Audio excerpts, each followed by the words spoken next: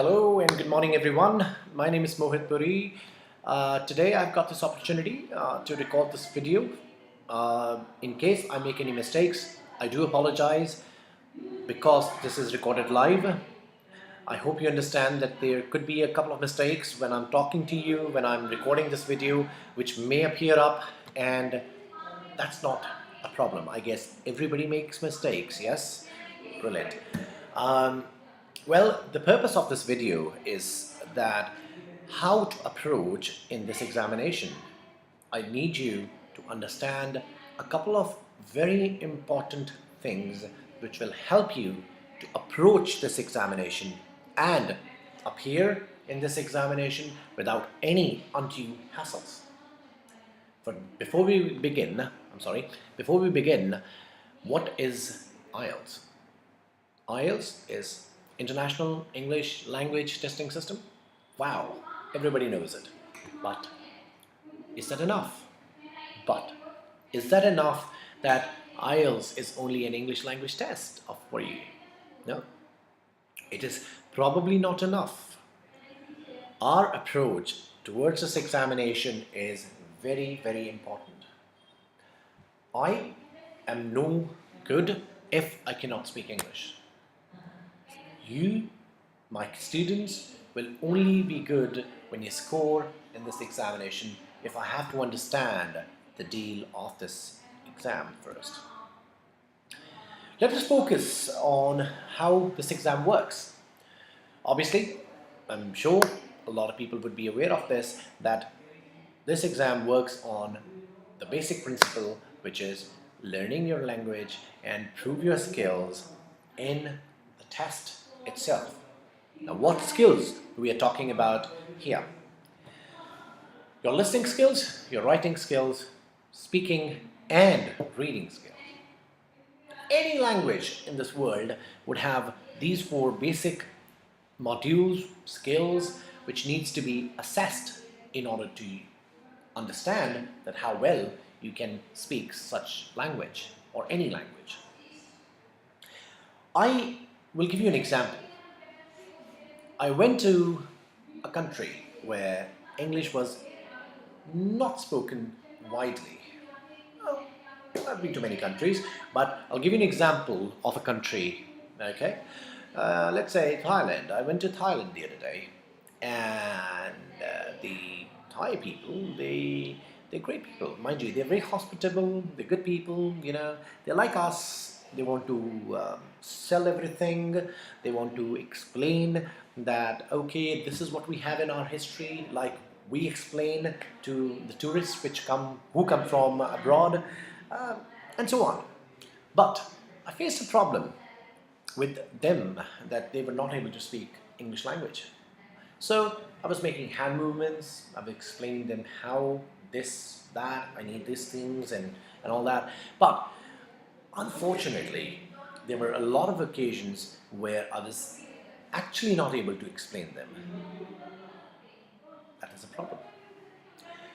In order to overcome this problem, we need to understand IELTS. It is not only a test of your skills, it is way more than that. How? You get 6 bands in IELTS and you can apply and you can make an admission, you can go to Canada and you'll be fine. Great. But have you considered what problems you may face when you arrive in a foreign country, such as Canada? Wow. Great country, amazing country, stable country, globally existing on a top level, brilliant. However, our students, when they go there, they are not fluent in the language, which is English. And of course, French is their second language, which is great. We do not worry about teaching French here. English is very important when you arrive in that country. How? Let's say you arrive in that country. The first question you'll be asked is, can I quickly see your passport? And you'll be clearing through the immigration and they'll ask you, what's your name, what's your date of birth. Our students sometimes, they are under pressure that they cannot even tell them what's my date of birth. They'll go like this. The passport officer or the immigration officer at the airport, they will ask them, what's your date of birth, sir? Excuse me, what's your date of birth, sir? And the student will say, yeah, my date of birth is 24th of July 1984. Wow, okay. Now, you know what? This hassle, this hesitation in our students is a problem. Not only to them, but the person who is understanding or trying to understand them, he thinks, well, maybe this person is not good or productive or appropriate for our country. But since you guys would have a student visa, you will not face a problem. English will help you to overcome that barrier. How? We go to an IELTS center, we give our exam, we prepare hard, we work hard, and we make sure that we get 6.0 bands, which is good enough for students who are in +2 or who have just done +2 and they are ready to go abroad. But does this guarantee a job in Canada, for example? No. The job is not guaranteed because your language skills are not appropriate. They're not good. However, our students will not face any problems if they attempt this IELTS exam in a way that they're learning a language, they're not understanding anything else. Your approach to the examination has to be simple, systematic, and without any pressures. In other words, what I'm trying to say is, you should approach this examination with full confidence. Without enjoying, you will not be able to score good bands. Let's begin with IELTS. Again, I'm not going to go into the technicalities of the scoring as yet. This is your first video. Let's understand the 4 modules of the IELTS test. The first module is listening, followed by reading, writing, and speaking, which may happen 3 to 4 days in advance of your actual test date or 3 or 4 days after your actual test date. Now, actual test date is when your listening, reading, and writing examination will be held at a test center. Okay? Great. Moving on. What is listening? How is listening assessed? What is listening?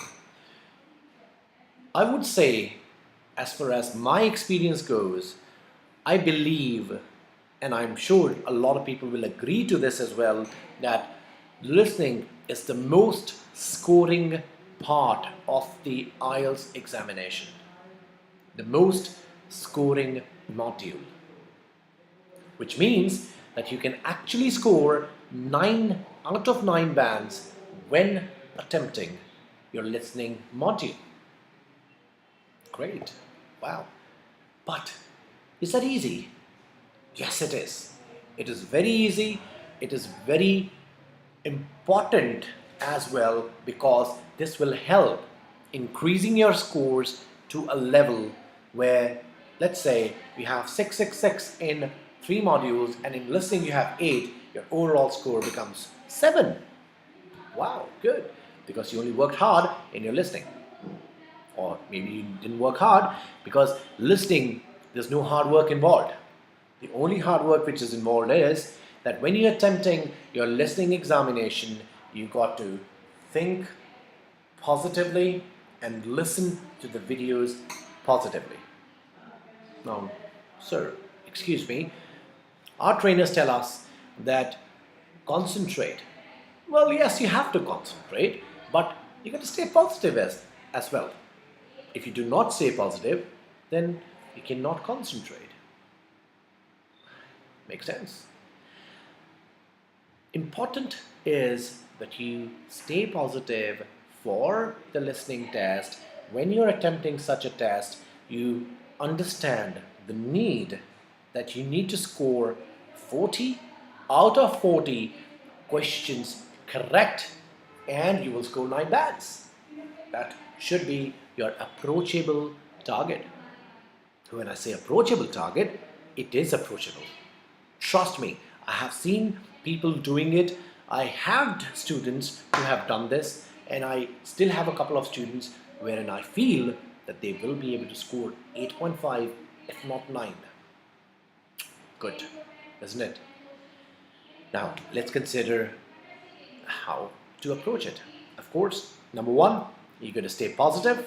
Number two, you got to understand and you got to concentrate, which a lot of people lay a lot of stress on. Concentration is very, very important as well. Third thing, according to me, is your anticipation. Now, anticipation. Let's understand what anticipation is. In order to explain you what anticipation is, I will have to consider an example. Take an example. If you guys watch cricket, or any sport for that matter, we'll stick to cricket. Have you seen fielders fielding when the bowler actually bowls or about to bowl? The fielders, they've always taken a start.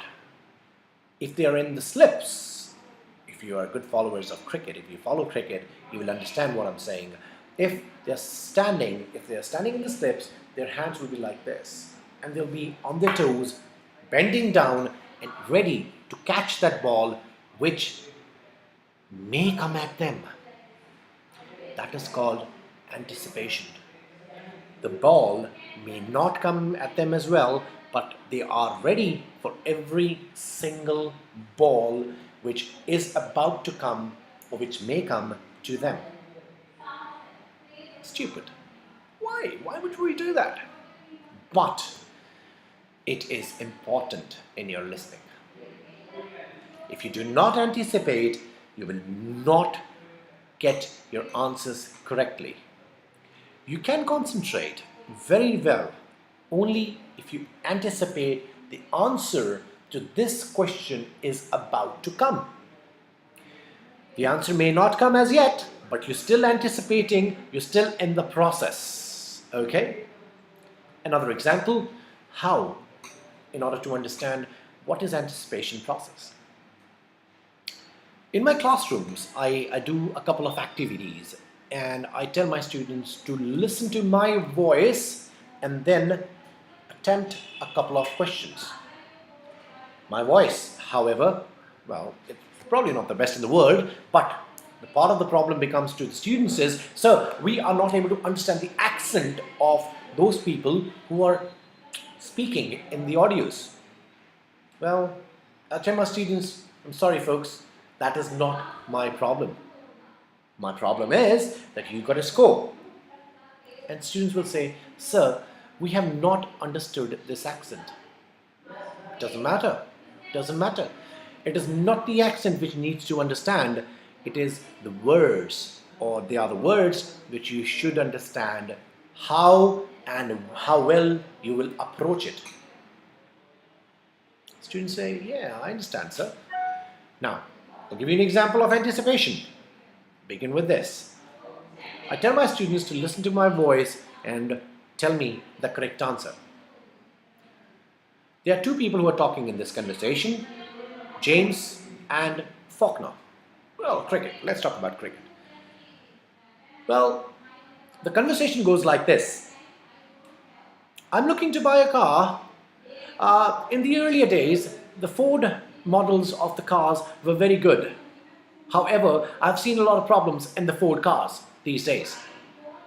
Well, hence, I'm not looking to buy a Ford and I am considering buying a Toyota. Now, the correct answer would not be Ford. The correct answer will be Toyota because he's looking to buy a Toyota. Now, where's this anticipation? The anticipation process begins when we are listening to the conversation when the person said, the Ford models of the cars are not good. You're looking to write Ford, but you cancel that and then you write Toyota because he said Toyota. Now, that first sentence, that first line was your anticipation. Okay, anticipation means that you're ready for the answer. You're ready that, okay, in my ears, I'm about to hear that the answer is about to come. That's what we need. That's called anticipation. Now, a lot of students will say, sir, it is very hard to anticipate or concentrate or stay positive for the whole test. Okay, if you don't want to stay positive for the whole test, well, you won't get marks. Good, it's up to you. You won't get the desired marks. If you cannot concentrate for 30 minutes, no, you should not give the exam because it is not a cheap exam. It is 11,800 rupees after 1st of August 2017. 11,800 rupees, folks, it is a lot of money. Even if it is not a lot of money for a lot of people, but you got to understand this is your parents' hard-earned money that should not be wasted. My first tip for today to my students is please, please, and please concentrate and anticipate while you're taking the listening examination for first 30 minutes plus for the next 10 minutes while you're copying your answers. Why do you need to concentrate for another 10 minutes? Because it's important. Because it's important to copy your answers and it's important to copy your answers correctly. I've seen a lot of students making mistakes, then they start copying their answers from backwards. Yeah, going backwards, yeah. You cannot do this. Your approach has to be systematic and should follow a proper pattern. That pattern is answer your first question and then you answer the next ones. Great. That's listening. But is that so simple? No. It's not simple. It is understandable that the section 1 of listening, which consists for 10 questions, is very easy. It may be easy because normally you need to write what the speaker is saying, such as the address, such as their phone numbers, such as their registration numbers of the car. Sometimes you need to write a phone number, sometimes you need to write a full address, sometimes you need to answer an event timing, 5:30 p.m. for example, and so on. It is fairly easy. But even in the first 10 questions, there'll be 1 or 2 tricky questions. Remember, 1 or 2 tricky questions wherein this anticipation process is very important. Because if you do not do this, you will not be able to correctly mark that answer or write that answer correctly. Right? Let's move on to the second section of listening. Usually, the second section will have a map. Usually, again, it's not a compulsion, it is not a mandate, or it is not mandatory that it will be a map. It could be anything. Now, understand what is a map. There will be a little small map which will show some directions such as north, east, south, west. It could show an entrance. It could show an exit, let's say. It should also show, it may show a lawn or a garden or a cafeteria. You have to assess that map quickly in those 30 seconds in order to succeed.